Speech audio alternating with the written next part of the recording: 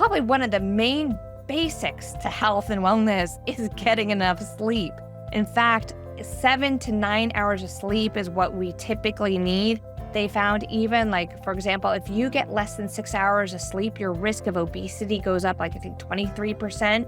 And if you get less than 5 hours of sleep, your risk of obesity goes up 73%. In addition, it raises a lot of the stress hormones, which affects our healing. So anything that's stressful is going to raise cortisol, which is our stress hormone, and that's going to affect our healing anywhere in our body and going to make us more susceptible to disease.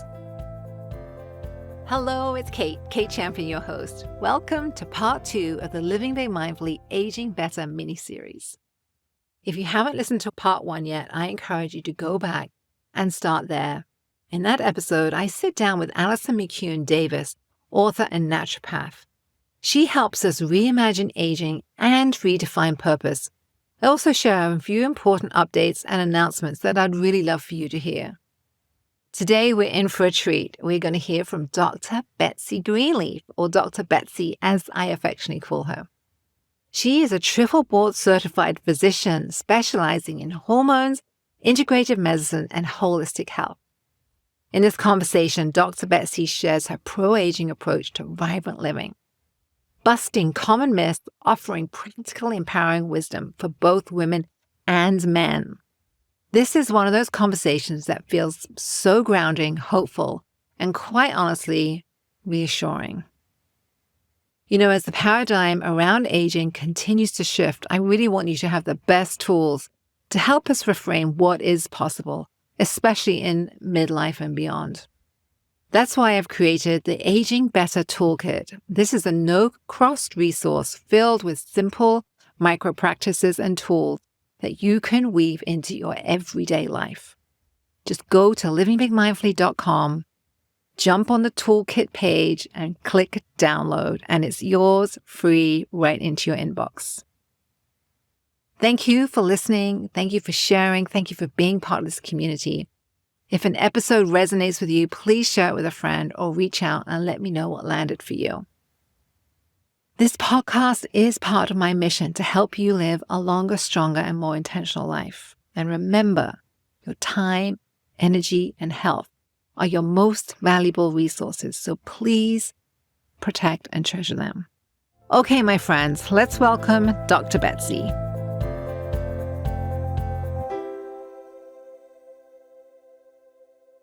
Hello, Dr. Betsy. Welcome to the show. How are you today?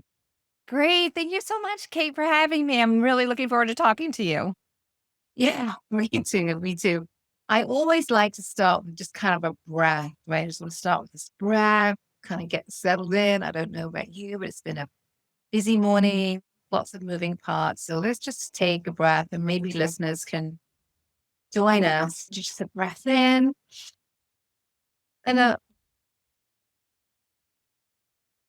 Yeah, just notice, take a moment and notice how that feels for the body.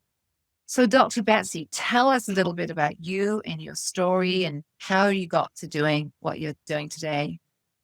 I was like, how many hours do you have? No, I'm kidding. So officially, I'm the first board certified female urogynecologist in the United States. And most people are like, what in the world is a urogynecologist? So there's only about 1,500 of us in the United States, and it's a extra training past obstetrics and gynecology, focusing on pelvic health, so the area between the belly button and the top of the thighs. So I did that. I practiced that for 17 years. And then unfortunately, I was in a car accident. And in some ways, I think I kind of might have manifested it because I was working for a hospital system and was not really happy with where I was working, but didn't know how to stop on my own. And so one day I was driving to work and somebody hit me, rear-ended me. And unfortunately, I lost the ability of using my hand I can use my hand, but not able to do surgery anymore. So then it became kind of this trying to figure out what to do because I wasn't ready to sit still and be retired. So over the course of a couple years, I went and I got a couple business degrees. And fast forward, I didn't think I'd actually go back into a medical practice. I was speaking and teaching and traveling. And at one point, I was talking at a conference and somebody asked me a question about menopause. And I don't know if I came to my senses or if I lost my mind, but I just blurted out that I was opening a menopause clinic. And so here we have it. So unfortunately, it's a topic that needs to be talked about. And I just reached the point where I got so frustrated with the people who were spreading a lot of misinformation on social media. And I'm like, you know what? I can be talking about this so much better. So I think that's kind of what geared me to saying that this is what I was doing. And in addition, the women that I take care of, they were feeling so much better. They would be like, hey, can you take care of my husband? So that's when I started getting into andropause, which is the male version of menopause, which I'm sure we could talk about. And I'm also currently doing my integrative medicine training with Dr. Andrew Weil. So that's why I love the fact that you started with the breath, because he's all about breath work and, incorporates that into a lot of our classes and our trainings, and, something that I've moved forward with my patients, just kind of like relax and reset that nervous system. So, yeah. Yeah. Yeah, absolutely. I love, because that's how I start. I'm a therapist, right? So I also start my sessions with people come in and I say, okay, the first thing we're going to do is just settle, we're going to connect, we're going to take this breath. And it just creates just this beautiful container, right? To do the work, whatever it is, maybe a conversation, a podcast, therapy session, talking about hormones. It's a lovely thing. So I totally get it. So much in your intro. So thank you. So today we're going to focus on kind of longevity, empowerment, and hormone health. We talked a little bit in the pre-chat about often men get left out. I don't know if that's because I'm a woman, I focus on women more, but men get a little short end of the stick. And I was so happy to hear you say that men almost all also go through this kind of menopause change and shift in kind of midlife and beyond. So tell me a little bit about, well, first of all, I really do feel also like the paradigm around aging is shifting. I mean, we're living longer, we're living stronger. The whole idea about retirement is completely upended. So what do you think about that? What do you think about, the season is called Focus on Aging Better. What do you think about the kind of shifts around aging? What are you seeing in general? I think it's amazing. I think people are kind of getting to the point where they don't want to just kind of like sit back and like let their life kind of just go like on its own. In the past, I'd see people just kind of give up after a certain age and think like, oh, I had this great life. And, I guess that was a good run. And they just kind of like gave up. And now I'm seeing people like they always say like 50s is like the new 30s. And I actually have on my I think on my social media, there was a picture of women who were supposed to be in their 40s. It was an advertisement for like a vitamin in the 1970s. And women in their 40s in the 1970s looked a lot older. And I don't think it's just because people are getting Botox and filler and doing all those kinds of things now. And I think we're just aging a lot different. I think, there's this focus on health, but not just physical health, but mental health and spiritual health and the combination. And I think people are like, wait a minute, I could still be vital until, the day that I pass. So why not? And I love it, especially when I see social media. I love these stories. Like I found it even myself incredibly motivating. There was a woman who she didn't become a fashion model until her 70s.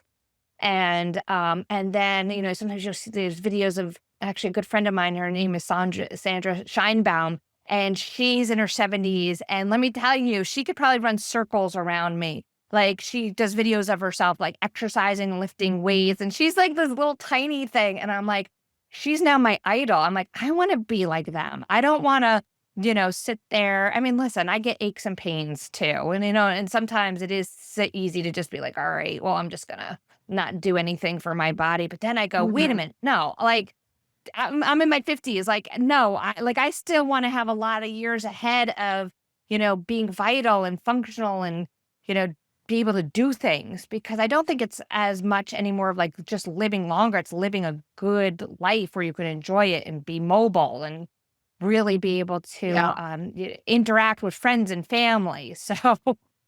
Absolutely.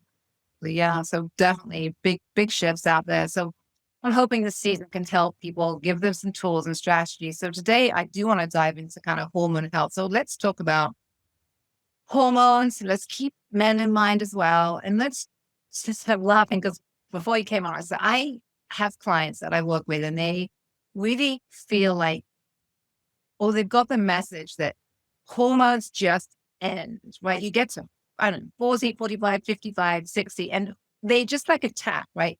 Some divine power has come in and turned them all off, right? And they're just like gone.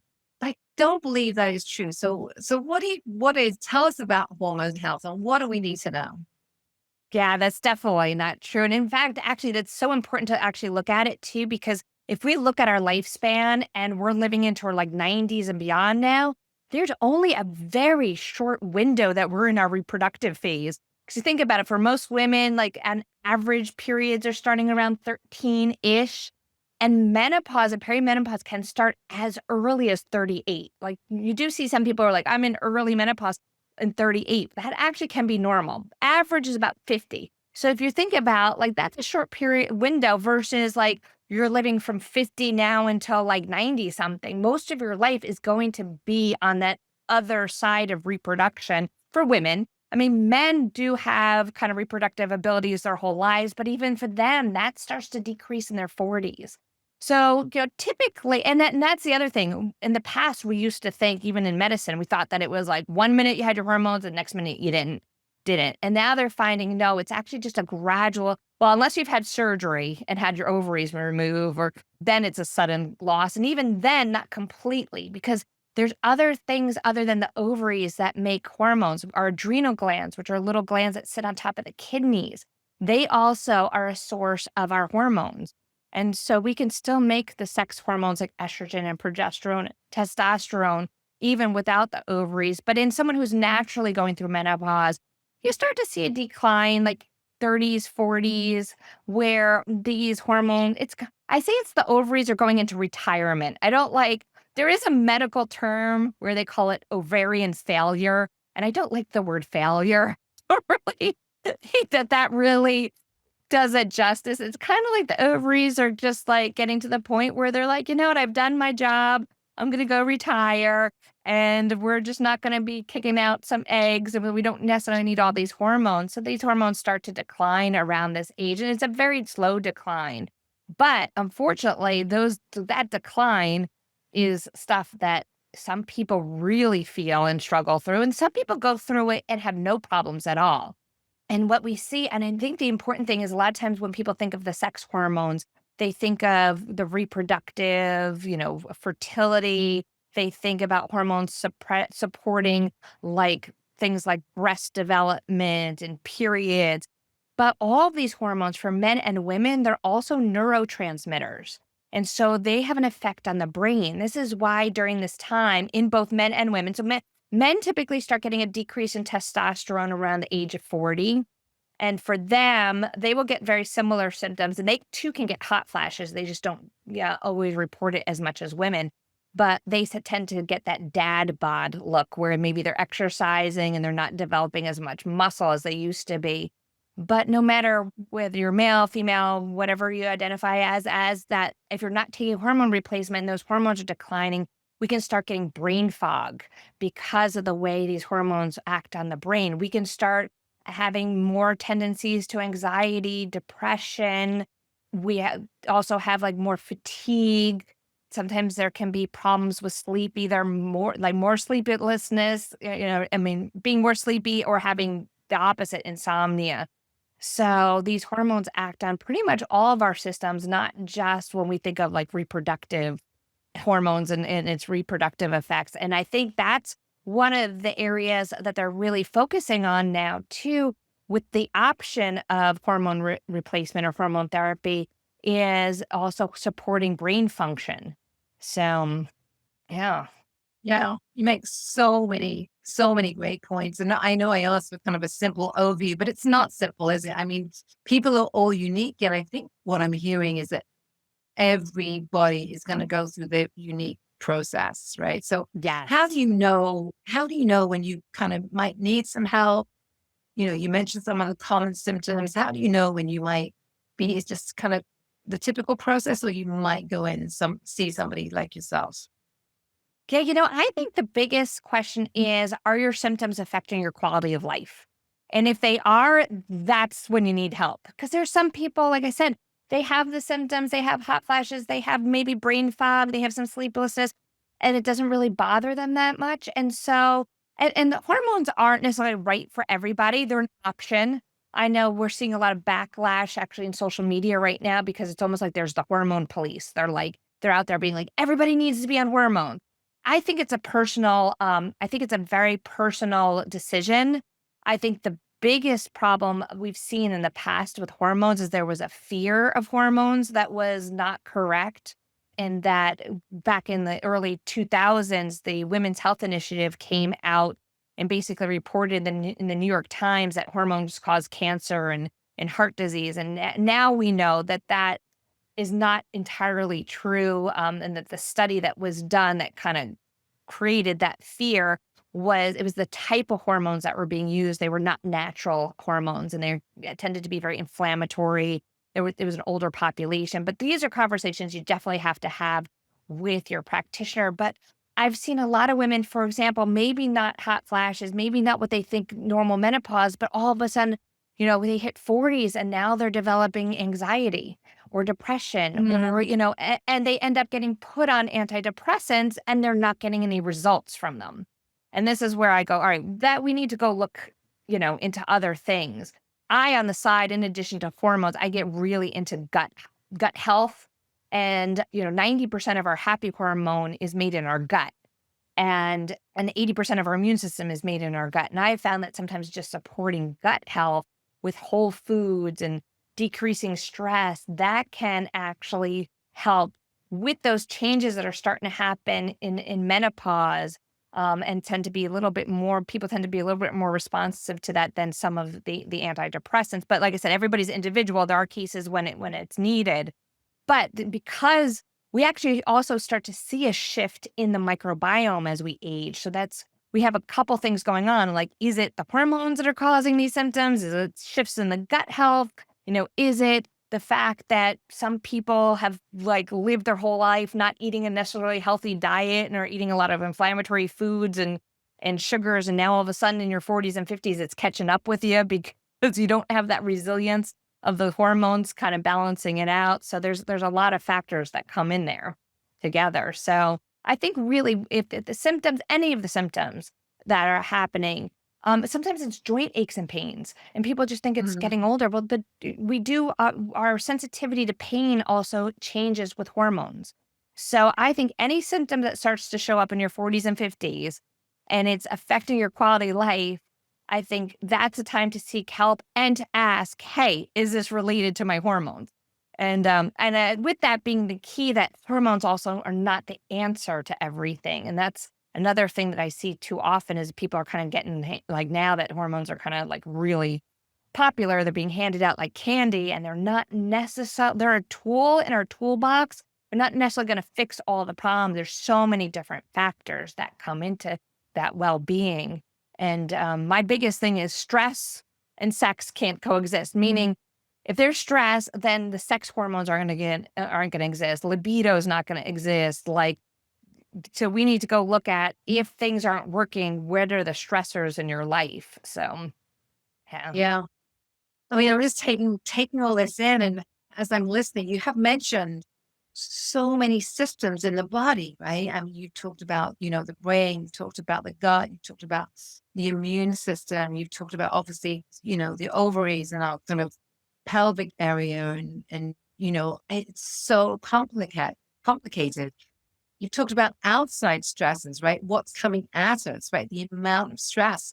And in that age range, right, that kind of 40, 45, 50, there can be even more coming at us, right? We've got career stresses, we've got sometimes kind of multi-generational families, we've got kids transitioning out of the house into college. Sometimes that's a really difficult time kind of financially, and globally, right? We've just been through the pandemic, and we got there is a lot coming at. So the fact you've kind of talked about, let's look at some of the stress, right?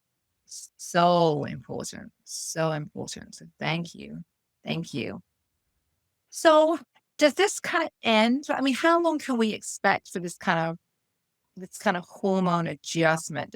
Do we kind of come out of it and we kind of plateau and we kind of rebalance and reset? How does that work on the other side? Yeah. So, people, I think right now are focusing more on that transition period because the transition period tends to be the hardest because you're going from having all these hormones for so many years to now they're just kind of starting to slow down. And that's where people tend to feel more of the symptoms. But on the other side, and this is one of the messaging issues I'm having with people. Sometimes I'll meet a woman that's in their 70s or 80s, and I'll say, like, oh, I have a menopause clinic. And they'll go, oh, honey, I've already been through that. But the thing for me is, and I'm trying to figure out the languaging behind this is now the beginning of a new phase of your life. And so this phase is kind of starts with all those tough symptoms, but now you have a whole new um basically being that's going to like in state that you're going to be in from now until you die. So all the health problems related to these low hormones still exist and still have to be addressed. It's not something like you go through and like all of a sudden it's done and then you're like, okay, I'm done. I went through that. It's fine. I kind of like make it akin to like a caterpillar, like maybe in your reproductive age, you were like a caterpillar and then during that perimenopausal phase, that's like the cocoon where you're doing a lot of changing very quick. And on the other side, you're a butterfly and you're a butterfly for the rest of your life. You're not going back, you're not changing to something else. It's so there are still things that need to be addressed. And especially like for women, we get a thinning of the vaginal tissue during this time that's, unless it's treated, it stays that way. And then you get a shift in the microbiome of the vagina, that bacteria balance in the vagina that makes us more susceptible to recurrent urinary tract infections, recurrent vaginal infections. And we do know that actually urinary tract infections, especially in women that are elderly, are actually a very high source of death because if the infections are kind of left alone, they can get into the blood system. So that menopausal phase or postmenopausal, and then now they're starting to call it postmenopausal. That's just the way it is for the rest of the life. So that's those things still need to be addressed. Bone health for both men and women. We still those sex hormones, testosterone and estrogen support bone health. So we're all at a risk of osteoporosis and bone breaks for the rest of our lives. So yeah, the symptoms of that fast transition often get better, but we still have the same health conditions that we need to pay attention to. So, Love that butterfly analogy. You said that, we go through these changes and then we're literally a butterfly for the rest of our lives. I mean, for me, that feels so empowering, right? So empowering that, this is a whole nother phase and you can live well, right? You can age better. You can stay strong. You can do all the things. It's not a disability, right? yes. And it's not an end. I really hate the word menopause. First of all, there's nothing Mm. pausing, but they use pause like that, there's an end of the menses, the menstrual cycle. I really wish that there was a different word. And in Asian cultures, the word that they use for menopause translates into second spring. And I find that so beautiful. And I don't think our English language has really come up with a good word that really talks about really this whole new phase of life, which can be very beautiful, very empowering, and very fulfilling. So, Yes. And I really want people to hear that message of kind of hope and empowerment and just kind of limitless possibilities as you kind of walk into this season. So you focus on integrative medicine, right? You're really looking at the root cause of things. What does mhm. um what does that come to when you're looking at hormone health? What might we be looking for some root causes? Tell us more about Yeah. So I always say, like, let's look at stress. And stress can be emotional stress that we talked about, but it also can be things that we don't even think about that unfortunately many people do, like not getting enough sleep. Probably one of the main basics to health and wellness is getting enough sleep. In fact, 7 to 9 hours of sleep is what we typically need. they found even like, for example, if you get less than 6 hours of sleep, your risk of obesity goes up like I think 23%. And if you get less than 5 hours of sleep, your risk of obesity goes up like 73%. So, and Wow. in addition, it raises a lot of the stress hormones, which affects our healing. So anything that's stressful is going to raise cortisol, which is our stress hormone, and that's going to affect our healing anywhere in our body and going to make us more susceptible to disease. The other thing we see is dehydration. People just don't drink enough water. I mean, these are like things that are free and easy and simple. You don't have to do like fancy like medications or crazy treatments, just getting more sleep and making sure you're drinking enough fluids. Because sometimes the symptoms of brain fog can be that you're just not getting enough fluid. And everyone always asks me, how much should I drink a day? That it depends on like your activity level and how hot it is. But they say they're actually saying now about 96 ounces of non-caffeinated fluids. So it doesn't always have to be water as long as it doesn't have caffeine. One of the ways you can tell if you're drinking enough is when you pee, it's clear. So as the day goes on, your first morning urine is going to be dark because you haven't been peeing out all night. But as you pee during the day, it should be clear. That's a sign you're getting enough fluids. And then I kind of mentioned before is our food. I think it's amazing that Hippocrates in 440 BC said, let food be thy medicine. And we're just going, oh, yeah, he was right. Because unfortunately, the processed foods, the sugars, they really, I mean, I could probably sit here and say that 90% of medical conditions are either caused or worsened by a bad diet.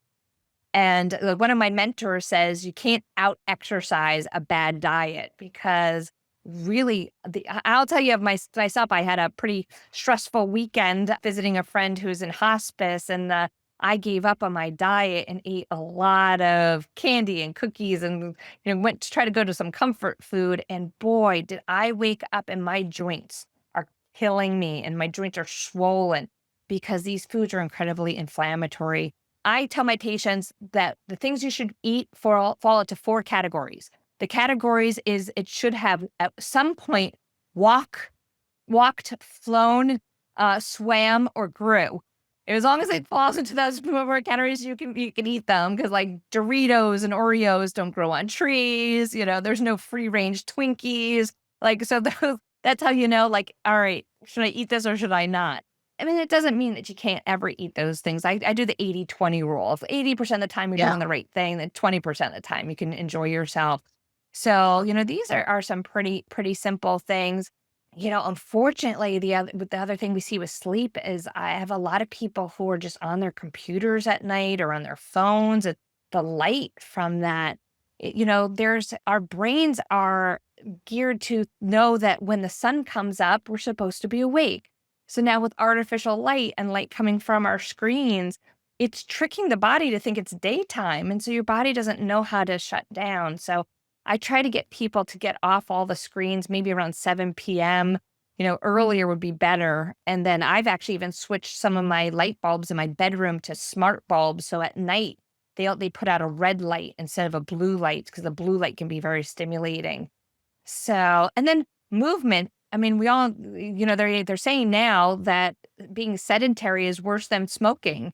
And so we do need to get some sort of movement every day. And I know some people can do more than others, but I even have some of my patients that are wheelchair bound. If you can just like raise your hands up and down, just some sort of movement. And then you brought up the breathing. I mean, breathing, like you can't get any more free than that, and using the power of the breath. One of the things that Dr. Wild teaches us in residency all the time is our fellowship is the box breathing. We do the 4 breaths in, hold it for four breaths out, and then hold it for 4. So there's so many little things to decrease stress. And I know stress happens, and unfortunately, as we age and with more, around this time, there might be a lot of demands on your life. I have a friend right now who's going through a hard time with dealing with an elderly father who's got dementia and the stress that's putting on the family. And, I think the whole idea of being mindful, like right there in the minute, you're okay, you're safe. And, you can't I think it's hard. I have to remind myself of this all the time. I can't control what other people are doing, but I can control how I react to them. And I think that's even more so important around this time because sometimes with those hormone fluctuations, sometimes you get a little more cranky than you might have been before. So yeah, I think a lot of this and Yeah. just, in general, and I always talk about the body mind spirit connection. And I Yes. have people picture it like a three-legged stool. I mean, as a physician, I can do all I want to your body. But if you don't have some sort of mental health practice or spiritual practice, those legs on that stool are not going to be even and it's just going to topple over. And so I think, those kind of things look different for everybody, whether it's, having a sense of community and doing things with friends or belonging to a church or a synagogue or having some kind of spiritual practice or having a hobby. I really encourage people to find other outlets for their stress. So, Mhm. Yeah, you make some wonderful points. What's coming up for me is you talk about that kind of that three-legged stool, which I love so much. And again, I think in this kind of later in life, you get the opportunity to explore, right? Let's face it, probably in your 20s, 30s, 40s, and maybe even mid 50s, you haven't had a lot of time, right? But now that the kind of time window can open up a bit, which allows you more opportunity to explore spiritual practices, Tai Chi, yoga, maybe yeah. meditative walking. If you haven't meditated before, kind of try some of that kind of non-secular meditation. I mean, it just is a lovely opportunity, again, to kind of practice and play. Like in our childhood, right, we get to be curious, we get to try things, we get to just kind of be free and use our bodies, our minds, and explore. And I think this stage in life is another opportunity to do all that as well. So I would really encourage people to just really take some time to reflect, to be intentional. What am I curious about? What am I interested in? What am I leaning towards? What have I wanted to do but never have done before because I haven't had the time? And just make yourself a list, right? Put it up on the wall, and just take some baby steps towards some of those things. Wonderful for stress management, right? When you can be kind of feel alive and in purpose and in flow, that is a wonderful antidote for stress. Yeah. Yeah. So thank you for bringing that up. Those are great points. So quick question. I'd love to know, what are you struggling with in your life right now? And how are you caring for yourself? That's probably a loaded question, but I Yeah. am curious. I really want these to be real conversations. You've had your doctor hat on, but now I want like the human Betsy hat. Like what are you going through and how are you caring for yourself? Yeah. I have to say it's funny as much as, and I think doctors do this, we're so good at giving advice, but we're not always good at taking our own advice. And so for me, I have a very large tendency to overcommit myself. I just say yes to way too many things. And then all of a sudden I look at my calendar and almost have panic attacks going, oh my God, I have so much stuff to do today. And my husband's always reminding me, he goes, you realize this is all self-induced. He's like, you can say no. And so I am actually trying to, really incorporate that word no. And I have found actually the struggle for me has been, I think it's been a little bit of how I've been socialized as a girl. And I don't want to speak for everybody, but I've always felt like I don't want to be rude. I don't want to like hurt someone's feelings. I don't want to be mean. So like saying no has been really hard. And I've done it like I think at the expense of my own health, whether it's physical or mental wellness. And I'm starting to try to reframe that as like no doesn't mean it always has to be like an absolute no. And I'm not doing it to be mean, but no is maybe like a not right now, or like trying to explain to people like I would love to help you, but I just have too many things going on, so I can't right this minute. So I can't say that's the easiest thing to do, and it is something that I am trying to do a lot. And I think also because of overcommitting, I have a tendency to push to the side self-care. Because I'll sit there and tell my patients, like, you need to focus on yourself first. You need to do the exercise. You need to do the sleep. You need to do the healthy eating. But when you're on the run, there is a tendency for me to want to be like, all right, well, I'll exercise once I get everything done, or I'll meditate once I get everything done. But I've learned you never get everything done. And so I've had to now resort to actually scheduling things in my calendar so that nothing else will take that place. So like I know like for this morning, I at 8 o'clock, I exercised because I had that in my calendar. Nothing else could take that.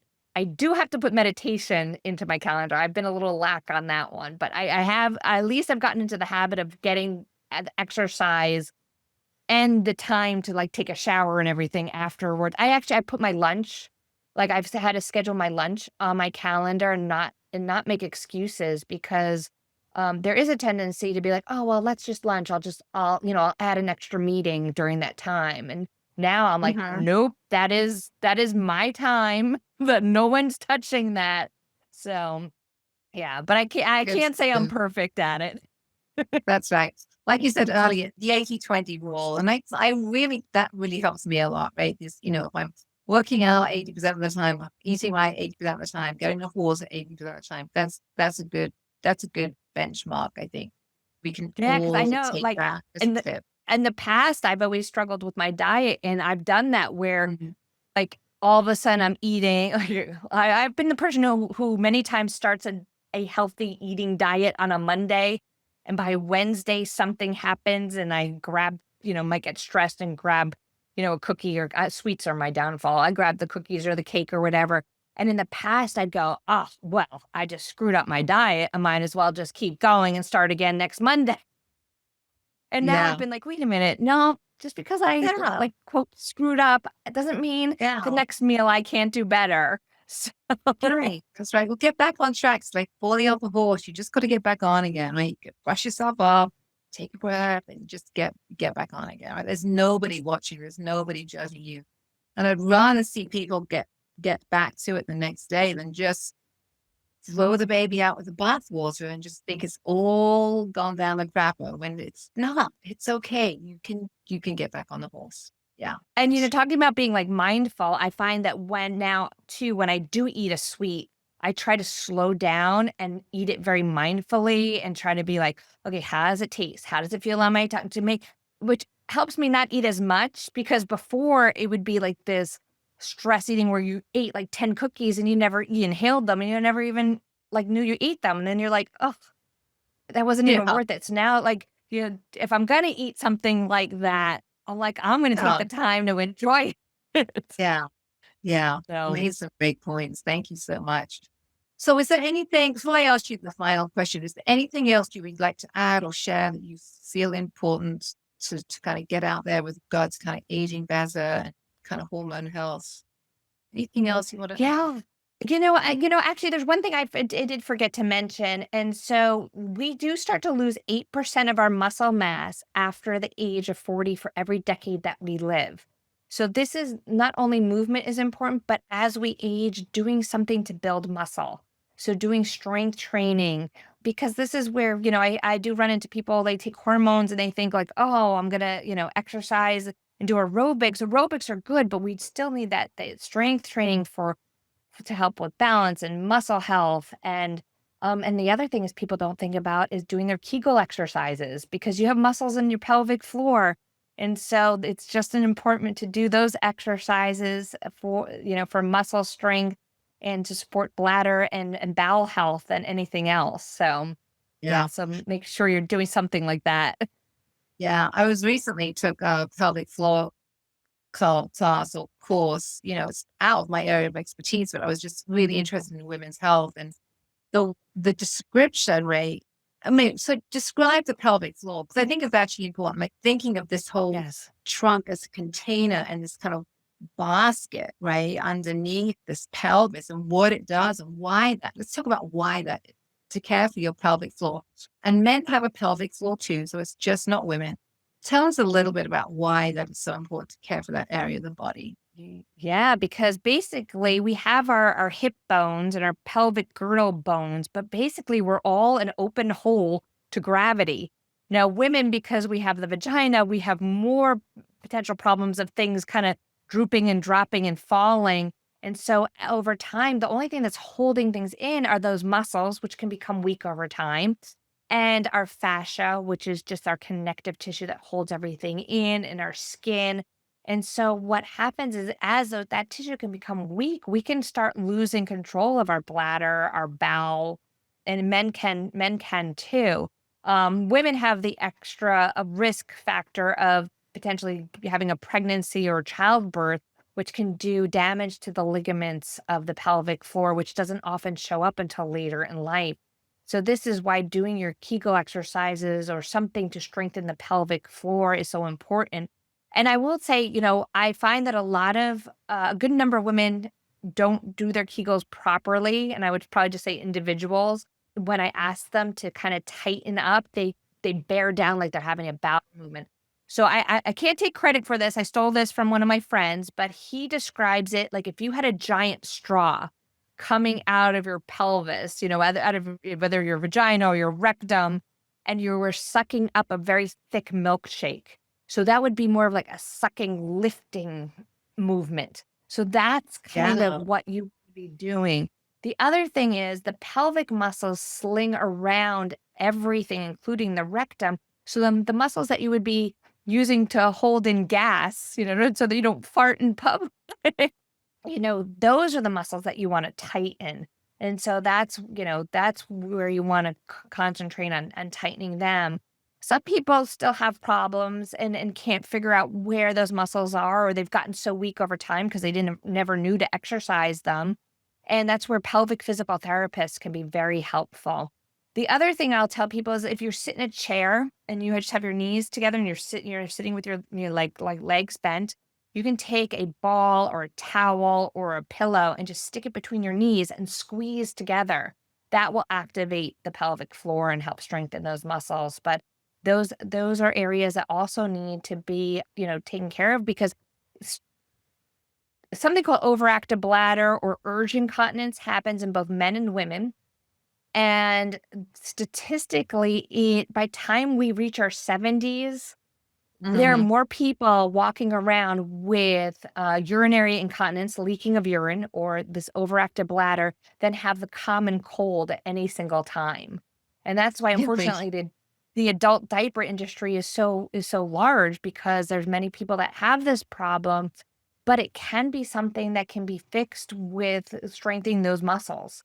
So that's where we always start with strengthening those muscles, and then there's other potential treatments that can be done. But keeping that pelvic floor, exercised and those muscles, active are going to be also very good. So absolutely. And remember, muscles are a beautiful thing, right? Because you can work them, right? At any age, right? You begin to work your muscles, start small, do your reps. So we can really prevent, right, the depends or the low, having painful intercourse. I hear that a lot for women, right? That they've got some issues down there. So go to the pelvic person and get some work done. It can be really helpful. And then also prevention. Yeah. That's really the message I'm hearing for you today.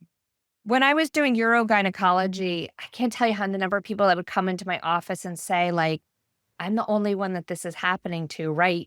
And they're like, I'm like, no, because nobody talks about it. But I'm like, if they were the only person that had this, I wouldn't be as busy as I was. It's so incredibly common. And, but at the same time, it's not that you sit back and go, well, you know what? This is just the way life is. Because I've seen people do that. They're like, oh, I guess I'm just going to wear diapers for the rest of my life. There are so many different treatment options, anywhere from doing exercise to different supplements to medications to acupuncture therapies, all the way up to the extreme being surgery. So there's a whole range of things that can be done for these kind of conditions.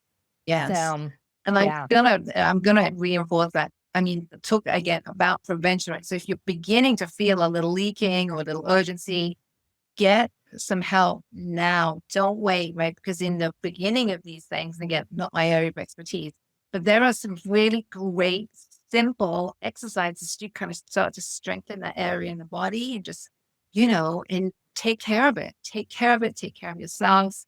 Yes. Aging can be a great thing. Yeah, absolutely. Thank you. Great information. Great information. So my final question would be, if there was one piece of sage advice you might share with listeners about just kind of living intentionally, from your experience, what would that be? I like to compare it to like Dorothy and the Wizard of Oz. Sometimes we're always looking outside of us for the answers, but you have the answers inside you, and it's there all along to live like a healthy and vital life. So you just need to trust your gut, trust your intuition, and listen to your body and your mind.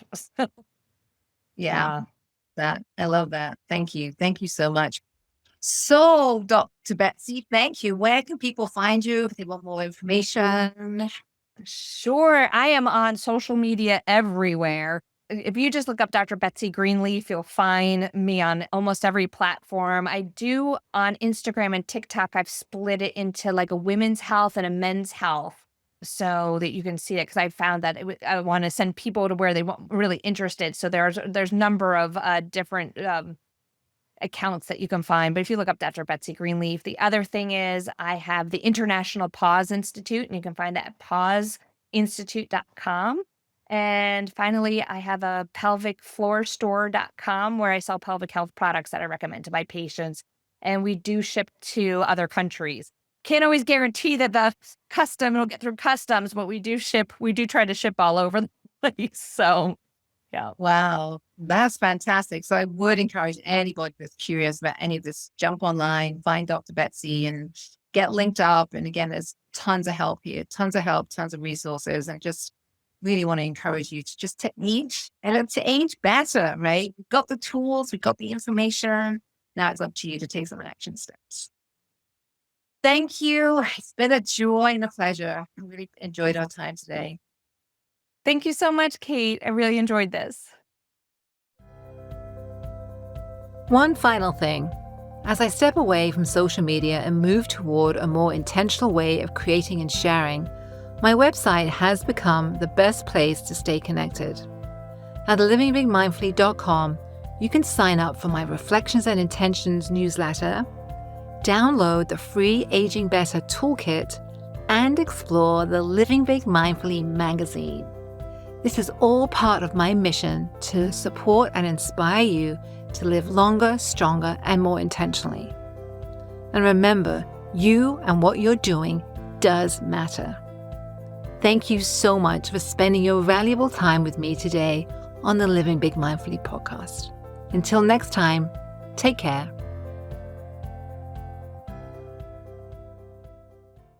Hey, me again. Just a reminder, this podcast should not be considered professional advice.